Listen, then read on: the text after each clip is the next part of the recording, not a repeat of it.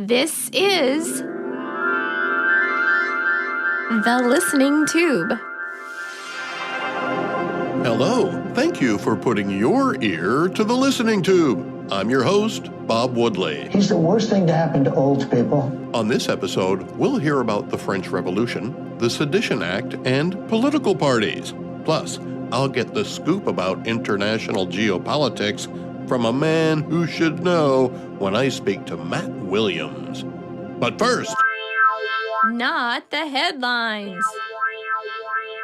I want to address the subject of the little girls lost in the Texas flood. There were more than 30 of them among the dozens of others of all ages. This event was a Texas-sized tragedy, to be sure. But the loss of dozens of innocent children, in this case girls, all in one horrific incident, just seems to strike a blow to a part of your heart that you may not have even known existed until now. Although they died while assembled in a group, they were from all over the state, which is why this tragedy reaches far and wide from its origin point. Stories about the victims and what made them unique are starting to trickle in, with friends and relatives telling reporters about their memories of their loved ones. The adults who perished have stories to tell. They had time to do things and accomplish goals and contribute to society. They had plenty of time to become memories for somebody else who will now share an anecdote or funny story about that time we were at that place.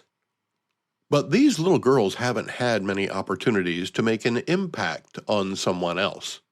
Their histories had yet to be written, and now they will be remembered for such general things as, "She was nice," "she had pretty hair," or "she was really smart."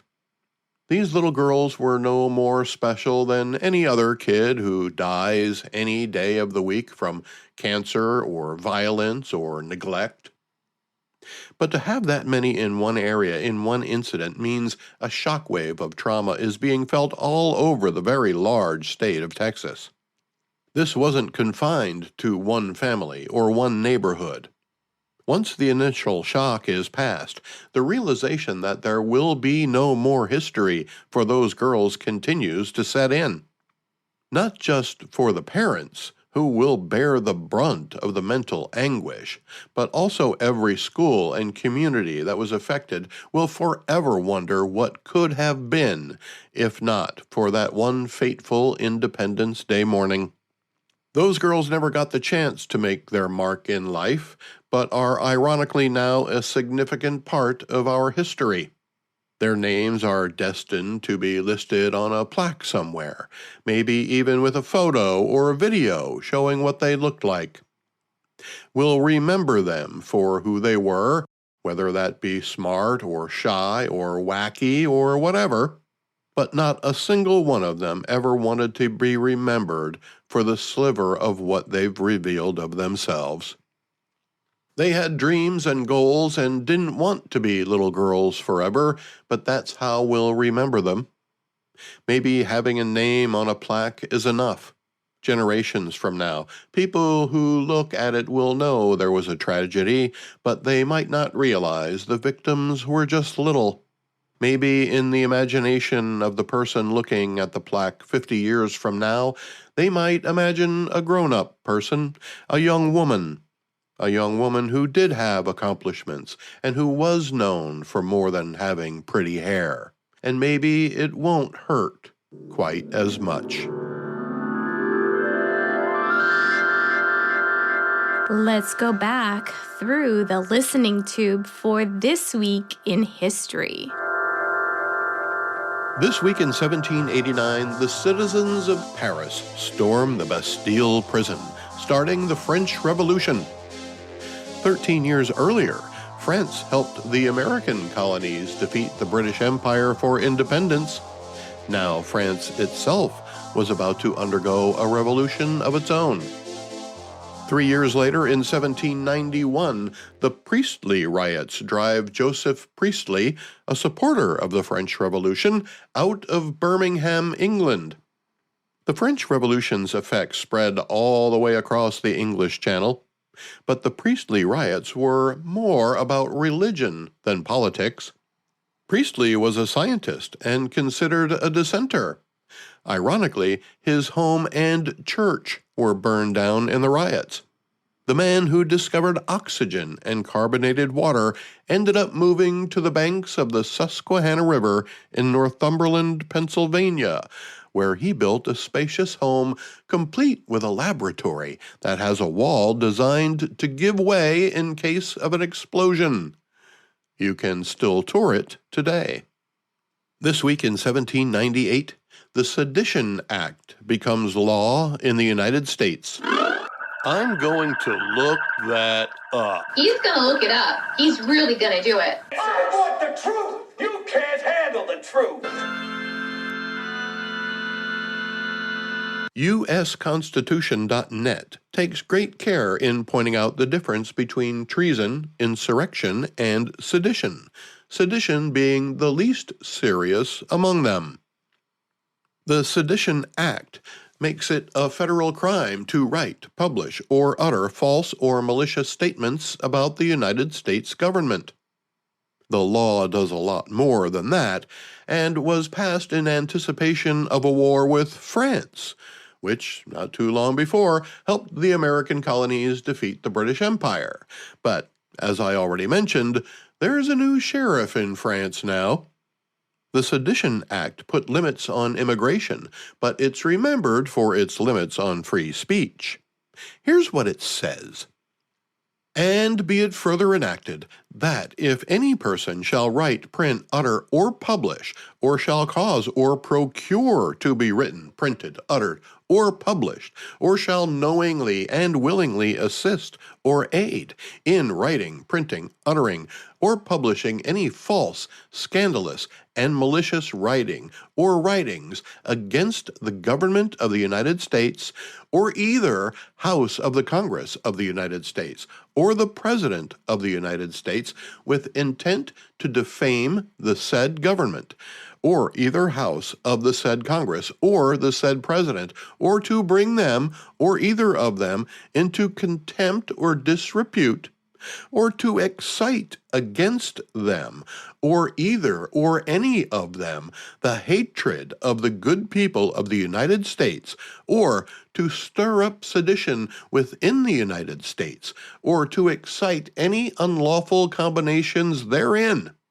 for opposing or resisting any law of the United States or any act of the President of the United States done in pursuance of any such law or of the powers in him vested by the Constitution of the United States, or to resist, oppose, or defeat any such law or act, or to aid, encourage, or abet any hostile designs of any foreign nation against United States, their people, or government, then such person, being thereof convicted before any court of the United States having jurisdiction thereof, shall be punished by a fine not exceeding $2,000 and by imprisonment not exceeding 2 years.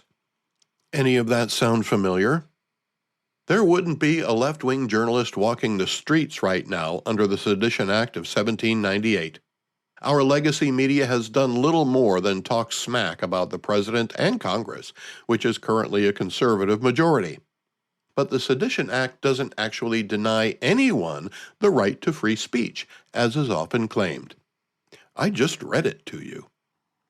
You just can't say false, scandalous, or malicious stuff, which shouldn't be allowed about anybody. It prohibits speech that incites violence and limits itself to the boundaries of already existing law. Just to be safe, the next section says, and be it further enacted and declared that if any person shall be prosecuted under this act for the writing or publishing any libel aforesaid, it shall be lawful for the defendant upon the trial of the cause to give in evidence of his defense the truth of the matter contained in publication charged as a libel.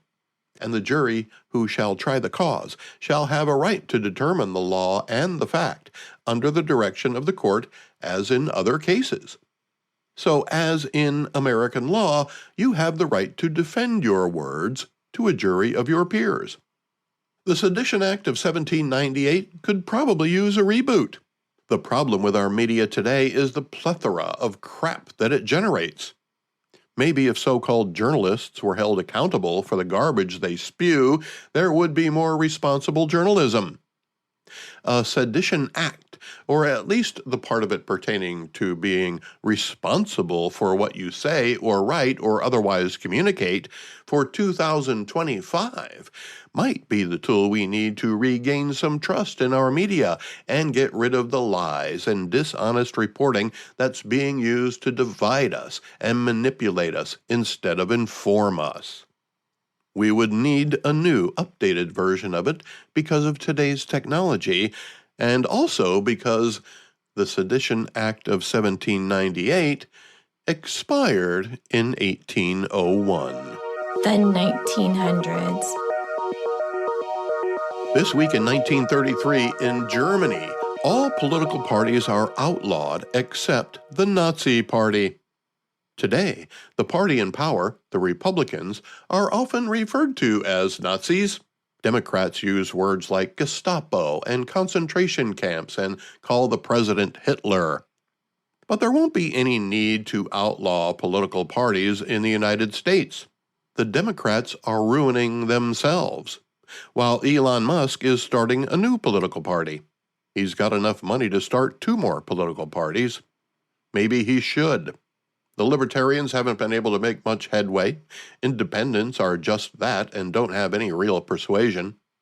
If we had more political parties in the U.S., maybe our government would run with a bit more consensus. The listening tube will return at the speed of sound. Send email to thelisteningtube@outlook.com. My guest today is the Chief Intelligence Officer at Knightsbridge Research, a company that advises its clients on what's happening and what might happen all over the world. Matt Williams spoke with me from his office near Dallas, Texas.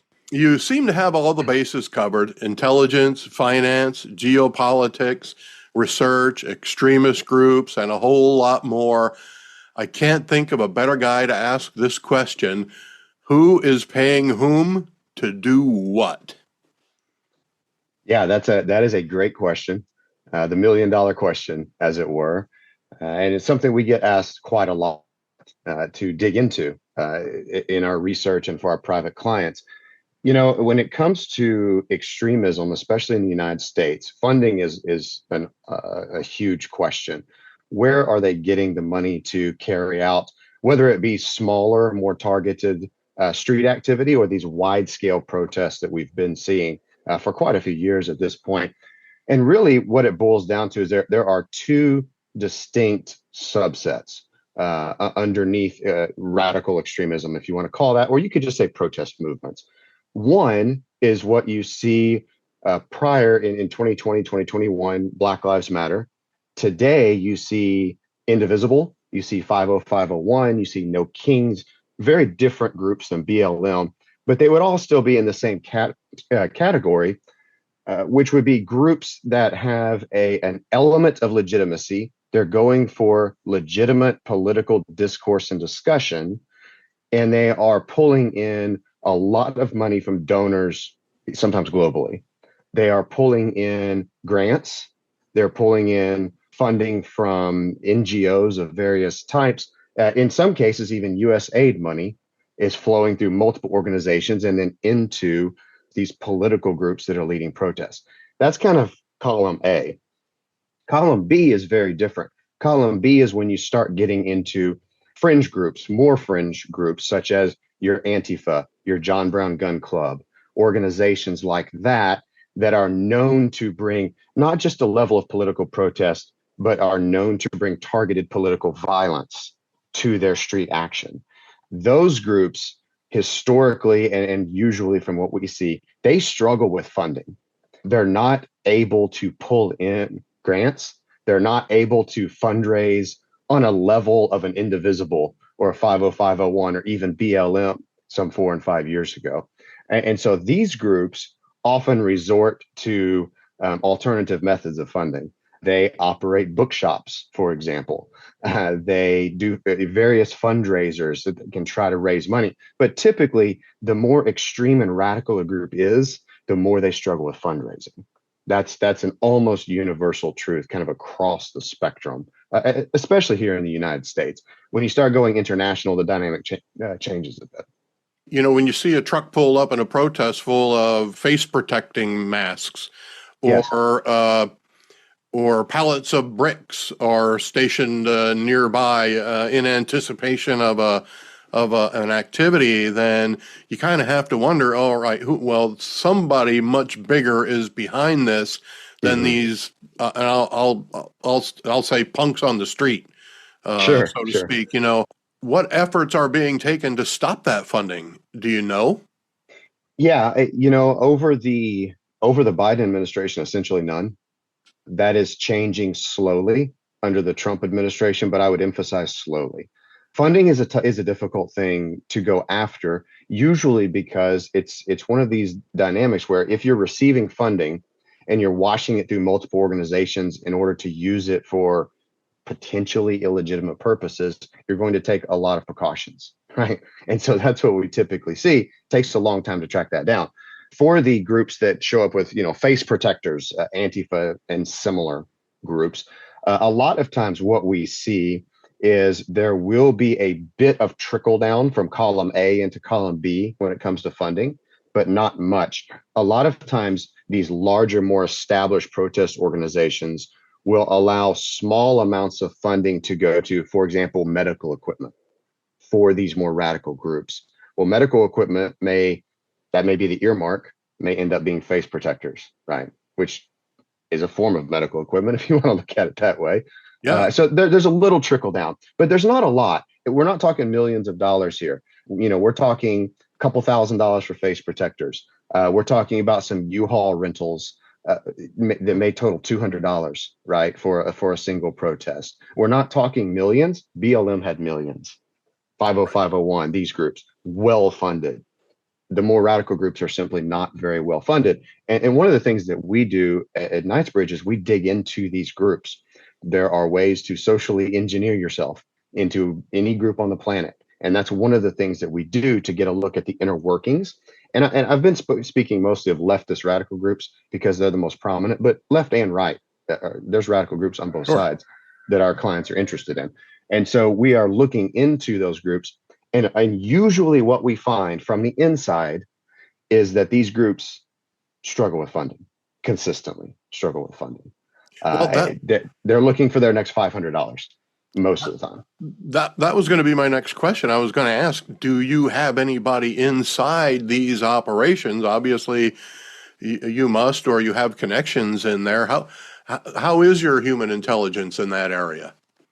Yeah, our human intelligence is solid, right? Most of what we do at Knightsbridge is private client deals. We do have a subscription-based service for everyone else, but a lot of our private clients are very interested in what's happening on the inside of these groups. So you can socially engineer your way in, starting with social media. In 9 times out of 10, you start digital, and you build a profile that appeals to a certain group that you're targeting, and over time, that digital presence, that social engineering, often doesn't always have to, but often turns into human intelligence and actually going to meetings and things of that nature. So depending on what it is our clients request, we'll go to whatever level we need to go to fulfill their specific requirements. But as far as just generally speaking, I mean, we monitor all radical groups in the United States, at the very least on a digital level. So maybe we have used social media profiles that are created for specific purposes to get into, the inner sanctum when it comes to their digital chats, right? We're in the right signal groups, for example, to be able to monitor what we need to monitor. Human intelligence is obviously a step beyond that. We do that when it's required. But at the very least, we want to have our thumb on the pulse of each of these radical groups in the United States from a digital perspective. Of course, I'm not going to ask you to divulge anything that might put anybody at risk Sure. or divulge any of your activities or methods, but can you just kind of give us a general idea of how far up these chains of command you've been able to infiltrate? hmm Yeah, well, we're not necessarily looking to get into leadership in these groups, right? Our perspective is we need to monitor closely. We're not looking to influence decisions, and therefore leadership is kind of out of the question for us. We want to be involved and present, but we don't want to ever be in a position where we are recommending changes because of what a lot of these groups do is illegal, and we don't want to be involved in that. So it's more of an outlier. Yes, we want to be present, we want to understand, and we stop there. Uh, Influence operations is not really what we are there for inside of these groups, Observe and and so report. that's correct. That's correct.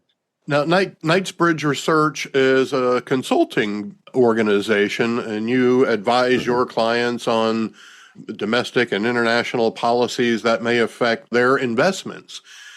Now, were you asked to make predictions about Trump policies and how specific things would affect your clients?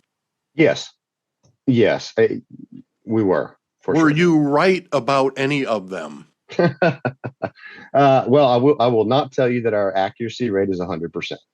And if I did, you should end the interview right now, right? One of the things that we were very focused on is the potential impact of tariffs. It was eminently obvious candidate Trump was going to engage in this sweeping tariff campaign. I personally spent a decade in finance before moving over to Knightsbridge, and several of our team members have financial backgrounds as well. And we were very concerned really about the lack of development of those policies, that the tariff policies appeared to be half-baked, to put it bluntly. And that is proven to be true. The policies are rolled out, a percentage is announced in a certain sector, then it's rolled back, then it's upgraded, then it's downgraded. I mean, we just saw a few days ago, now August 1st is the new deadline. It was supposed to be July 9th for a lot of these tariffs to be rolled out. So we were very concerned about the volatile nature of those rollouts, and that certainly held true. One of the things that we, full disclosure, we expected to see more inflation early on than we've seen as an effect of the tariffs. We expected to see inflation in the U.S. About 3/4 of a point higher than it is right now. Not a major miss, but at the same time, when you do have a huge amount of tariffs being put on, that's going to be inflationary in almost every case. That has not happened to the extent we thought. It still could. We could be a little early in the game at this point, especially because we saw firms snatching up everything they could ahead of tariff implementation. Shipments into the US, for example, from China and India and Taiwan, et cetera, surged just before the initial round of tariffs and then declined. So, in a lot of cases, firms are still working through raw materials that they purchased pre tariff. So, we'll see if that prediction ends up coming true or not. Right now, it's kind of a 50-50 type thing. The other thing that we predicted was that Trump would be largely ineffective in ending the war in Ukraine. The issues there are too complex. Russia has no real motivation to end the war at this time, despite Trump essentially asking them to. And so we predicted that, originally Trump had said within 30 days the war would be over. We were telling our clients there's no chance, virtually no chance of that happening. And as it stands right now, those peace talks are dead. They're just dead in the water as of the beginning of July. So we were pretty happy with those predictions. The bombing of Iran was a major Trump move. That was something that we knew he would be extraordinarily pro-Israel and unleash Israel to an extent. And about 2.5 weeks before the bombing is when we first predicted that would happen. But November last year, that wasn't necessarily on our radar. Read that the U.S. would be involved in those kinds of things. So for us, we view the global dynamic is changing all of the time. It's constantly shifting. There's constantly new information. And one of the things that we are really pleased with about how we run Knightsbridge is that we're always willing to bring in new information and change our analysis. We're not entrenched. We're not entrenched in a certain way of thinking that we made a prediction. Now we're going to stick to it no matter what. No, we made a prediction, and now we have 4 more data points. Prediction changes, and we'll bring that new prediction forward. So we're humble about it, and we realize that we cannot be entrenched in positions. So anytime we make a prediction, hey, when new information comes to light, it's going to change. Well, we're sure. not going to stick with it. A lot of people say, well, they're flip-floppers or they change their mind or whatever, but a lot of people never consider the fact that, well, if you're given new information, you have every right and obligation to perhaps change the way you feel about any given subject if you're introduced with new information. I don't think that should come as a surprise to anybody, but sometimes it's held against people. Yeah. When they're trying to be critical of their newly formed analysis. And that's something I tell my clients all the time. It's like, look, our predictive accuracy rate ranges from 92 to 96%.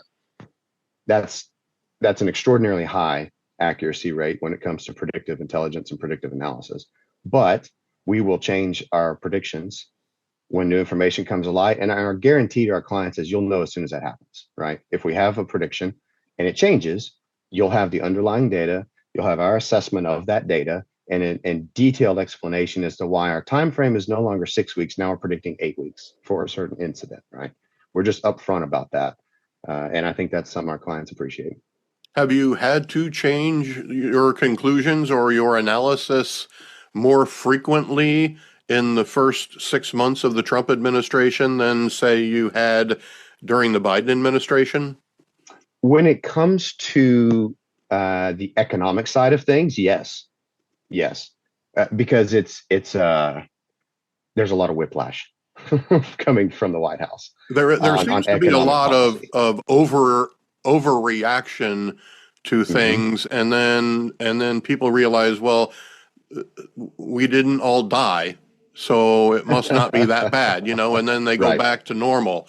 I've seen a lot of that myself. Was Operation Midnight Hammer a surprise, or did you anticipate some kind of American participation when it came to Iran's nuclear capabilities? Sure. So when Israel began its strikes, right, it was only a 12-day operation as far as Israel's concerned. When Israel began its strikes, our initial prediction was that the U.S. would provide defensive support for Israel, which we did. We had already been watching the U.S. build up in the region for months. We had seen naval assets, air defense assets being moved into the region for 3 months ahead of time. So our prediction was that the U.S. was gearing up for those Israeli attacks. We knew the Israeli attacks were coming 2 months before they did. That was pretty obvious. Once Israel began attacking, our initial assessment of the damage done to Iran's nuclear program was that based upon the attack strategy the Israelis used, they would not be able to significantly degrade Iran's underground nuclear facilities, especially the Fordo facility. At that point, we started looking into, is it possible that the U.S. would come in with MOABs, bunker busters, right? So it is something you considered. It is something that we did consider. Our official assessment that the U.S. was likely, because again, we speak in terms of unlikely, somewhat likely, right, all the way up. But we moved to likely U.S. participation 5 days before the attacks took place. 4 days before the attack took place, we moved to very likely. We could see the pieces in place. We could see the framing by President Trump and the framing by Prime Minister Netanyahu in how their public statements changed to prepare the public for what was about to happen. And there's a lot of things you can read in between the lines when world leaders speak. President Trump, for example, started speaking about how he had always said, right, Iran cannot have a nuclear weapon. And he started pointing to comments he'd made 15 years ago saying that. Netanyahu started issuing statements that the U.S. has said and we have said will never allow Iran to have a nuclear weapon. And just the subtle changes in those statements to us look like framing and laying the groundwork for the public understanding of these attacks. And you see that a lot of times in geopolitics. And so we saw that happening. At the same time, we saw the Israelis unable to penetrate those deeper bunkers. And at the same time, we saw a lot of excess activity when it came to tankers out of Europe and the US going airborne, training missions. We saw a lot more activity around B-2 air bases that, these things can be monitored. So you taking all of that together, about 4 days out is when we said this is going to happen. 90+% odds. The media literally had people watching that Air Force base in Missouri for B-2s taking off, and somehow they were still able to accomplish this mission without anybody knowing that it was in progress. How were you surprised by that? Not necessarily. Not necessarily. I mean, it's the B-2 program especially is shrouded in secrecy, and they know how to accomplish what they want to accomplish. Right? And you had and you had B-2s going out both coasts, right? You had B-2s going out the west and the east. Those that flew out the west were the decoys, and they were very public about it. Those flying to the east were very much concealed, and they went to high altitude very quickly, which means, standing on the ground, you're not going to notice, right? You're going to have to specifically be looking for those with specialized equipment in a lot of cases. So yeah, it was pulled off brilliantly. The diversion of the westbound aircraft was completely unnecessary, but at the same time, it was just yet another step that the U.S. could take to show some capabilities. That you may be watching one direction and we're coming from the other. That was a brilliant move from a geopolitical perspective. That you may think what's happening, but here we come in the back door, right? Well, it certainly caught the press off guard, because I read stories about how we're sending B-2s to Guam to prepare them to bomb Iran, when the actual ones were already on the way over there. So that's right. What is your assessment of the damage done to Iran's nuclear program? There's obviously a lot of controversy about that. Sure. Yeah. And opinions are a dime a dozen, unfortunately, on that. The IAEA has said that the program has only been set back a few months. The Pentagon's official position is 2 years. 2 years seems a bit aggressive. We think it's more like a year. And the reason for that is because the damage done to these facilities, granted, they went in through ventilation shafts, which is the smart thing to do. That makes sense. Those facilities are extensive under the surface, and there's already evidence that they're being dug out. There's almost no chance that Iran's uranium stockpile was completely destroyed, almost zero. Iran's also a master of moving around not just its uranium stockpile, but some of its more critical equipment to other facilities. The IAEA has found a dozen facilities over the last 15 years that had trace amounts of uranium. Clearly, stockpiles were being held there, never disclosed. They never found it. So Iran's really good at this as far as concealing what they have. The damage done to Fordo is significant. I'm not saying it wasn't significant, but at the same time, the Iranians still have a significant stockpile. They are able to get the requisite equipment from their other partners, from Russia, from China. They will be able to get those in fairly short order. And now they've learned a lot of lessons about what the U.S. plan of attack is against those facilities, which means that in the future, if you're going to have ventilation shafts in new facilities, that's your weak spot. And that's now a known weak spot where you can position your critical assets in areas that won't be damaged in the future. So a year or so is likely what we've seen here. It's a setback for sure, but this is a short-term victory, not a long-term victory for the United States. Yes, the program's degraded, not for 10 years. You and I are talking specifically about their physical facilities, but Israel also took out many of their leading nuclear scientists. How hard will they be to replace? Can they be replaced in a year or two? Yeah, they can be replaced by those who were, a couple of rungs down. That's going to be there is a bit of a knowledge gap there. But here's the thing. Iran is on very friendly terms with Russia, China, and North Korea. It's not difficult to recreate knowledge among that grouping of countries around a nuclear program. I mean, Russia and China especially have extraordinarily advanced nuclear programs. They know how to do all of these things. And so it's not an issue of Iran being a completely isolated nation where they have to, in and of themselves, recreate this information. They have partners who are more than willing to assist. And so if there's a knowledge gap at the top, right, if their top scientists are all truly deceased, as Israel is claiming, it's not going to be hard for them to replace those guys, quite frankly. With a willing volunteer, I'm sure. Right, of course. Now, there are a lot of flashpoints around the world. India and Pakistan recently went at it again. They've been adversaries for a long time. There's always trouble in the Middle East with Sunni and Shia Muslims at odds and the Jewish state. We recently had two countries in Africa start and end a war. Well, a lot of that's in the news, and people who follow the news are aware, but we don't hear too much about South America.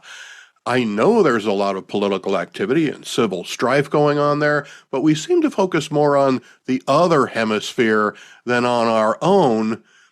What's going on in South America, and why do we seem to be ignoring it as compared to Europe and the Middle East? Sure. Well, I think that the Middle East gets a lot of attention purely because of oil. If the Middle East didn't have oil, no one would care, quite frankly, as to what's happening there. So that's a major factor. And of course, the U.S.'s close alliance with Israel means we have to be involved on some level in the Middle East. Europe is been in a large way the center of the Western world for a very long time. It gets a lot of automatic attention. Latin America is more or less looked upon as well. This is where we get our raw materials from, and not much else. It has been kind of set aside, I think, in the public consciousness and by our own government in the United States for a very long time. And while we have not focused on Latin America, China has. And so what we have in Latin America right now is almost parity between American influence and Chinese influence, especially when you see trade numbers. If you take out Mexico, Latin America does more trade with China than it does with the United States. Add Mexico in, the U.S. has a slight advantage. But a lot of these Latin American countries have understood over the last 15 years or so that the U.S. isn't particularly interested in focusing there, and China is. So the entire continent has seen a pretty significant shift towards China, especially from a trade and economic perspective over the last 15 years.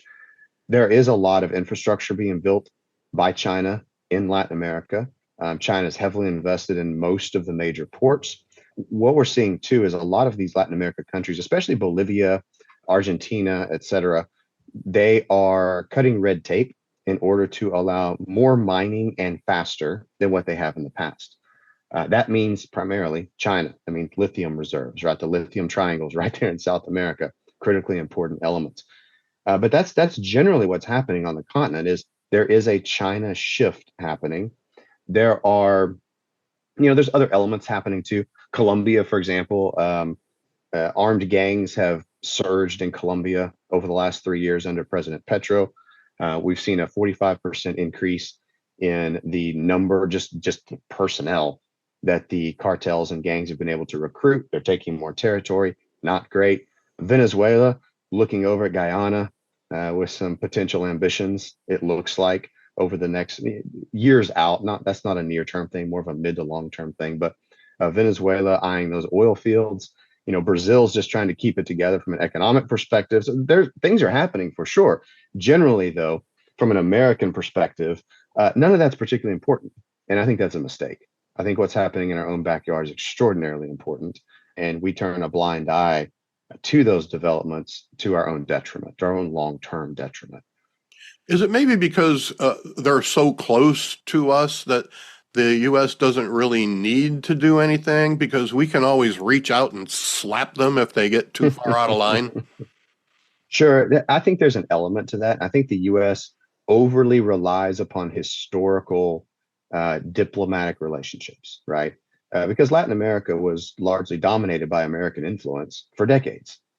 And I think we rely upon that in an inappropriate way. We assume that we still have the influence that we once had, and that's not the case anymore.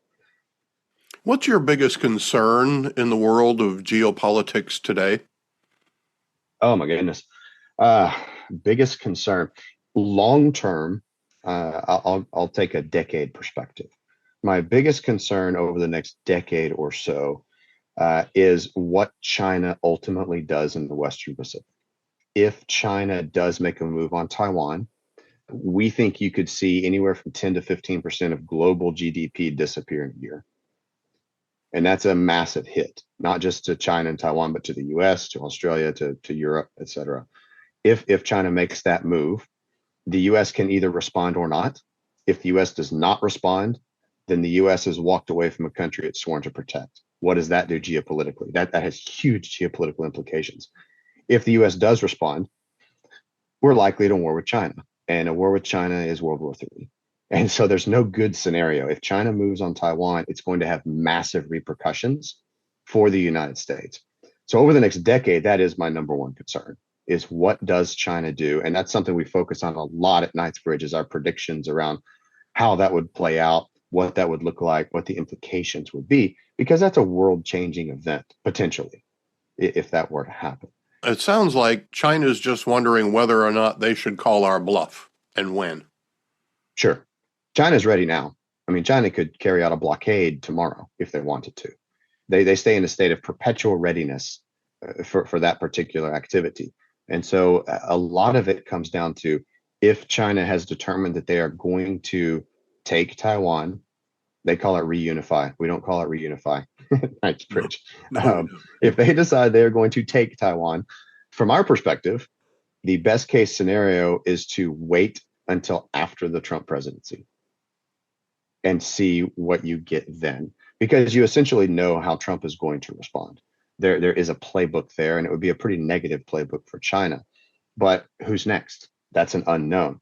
China can use the next few years to continue building its capabilities. Remember, China is not battle tested. All of Chinese military strategy, the modern CCP, is using theory. This is not, they're not drawing on this deep well of knowledge, right? They are drawing upon theory, and a lot of it's Russian theory on top of that, which is interesting. So they're drawing upon untested troops, theoretical military strategy, et cetera. So for China, it's not necessarily a negative development to build up a few more years, even though they could go now.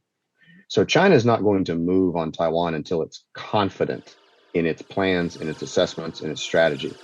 And right now, whether it's confident or not is anyone's guess, right? We don't have people in the CCP feeding us information. We're not that kind of organization.